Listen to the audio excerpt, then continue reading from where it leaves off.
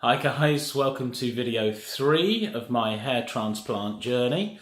I'm getting my hair transplant done tomorrow with the hair doctor in Dewsbury, which I'm really excited about. Since I put my first video up, a few people have been asking questions, some sensible, some crazy, and that's great. Ask away. You can put them in the comments and I'll reply, and I'll try and put a few on here as well. Some answers, that is, to what you want to know. So some people are asking, does it hurt? Well, when you have your local anaesthetic, so you're awake for the whole procedure, they just sort of put an anaesthetic in your head. When that goes in, it hurts because they're essentially injecting into your skull, I think, basically. That's quite painful. After that, you don't feel a thing, obviously.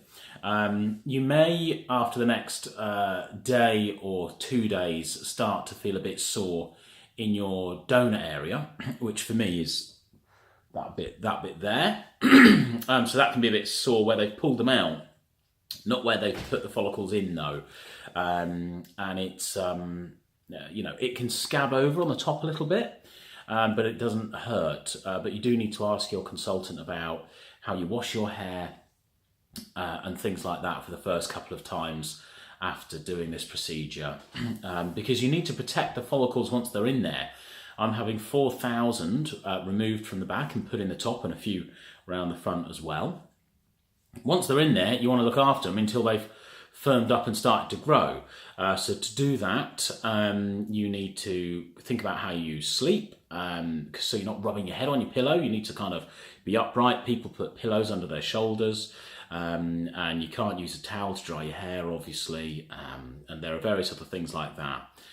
The hair doctor, who I'm seeing in Dewsbury, give you some sort of good advice, actually. They've sent over all the documentation well in advance. It's well written, it's not jargon, and it's not boring, and it's not loads of medical talk. It's actually quite comforting to read it and quite enjoyable to read through it. And I found it's really put me at rest. And I feel really relaxed about what I'm doing. Another question I've had is, what can you eat and drink around it? Interestingly enough, you have to have a hearty breakfast before you go in for the procedure. That's the term they use, so I can't wait for tomorrow to have a massive breakfast before I go and get my transplant done. 24 hours before, there's no alcohol, I'm afraid, and you're not meant to have caffeine on the morning of the procedure. So no coffee, and also things like paracetamol and Nurofen have caffeine in them because it can increase bleeding. So when they pull the hairs out of the back, there is some bleeding, but it can be increased if you've got caffeine in your body. So you are awake for the whole operation. You can go on your phone. Some people let you watch movies, and you know what's going on. You can talk to the surgeon the whole time. Another question is, how long does it last? So once it's in, and I can't wait to get mine sorted out. There it is, that's what I'm addressing. Once it's in, it can last a lifetime. It can last up to, certainly up to 20 years. One interesting thing is, you could do with asking your consultant about what happens when you get older and the rest of your natural, your original hair starts falling out. Because if you've got a good transplant, it's going to be stuck there in the top, while everything else has fallen out. And my consultant told me about this at the hair doctor and said you've got to be a bit careful about how you can spread things. So if that does happen, it still looks all right. It doesn't look weird.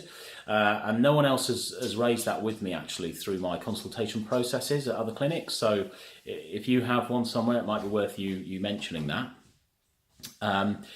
Medication and aftercare, you can, if you do feel pain after the anaesthetic has worn off, it's normally in the donor area at the back, not in the top.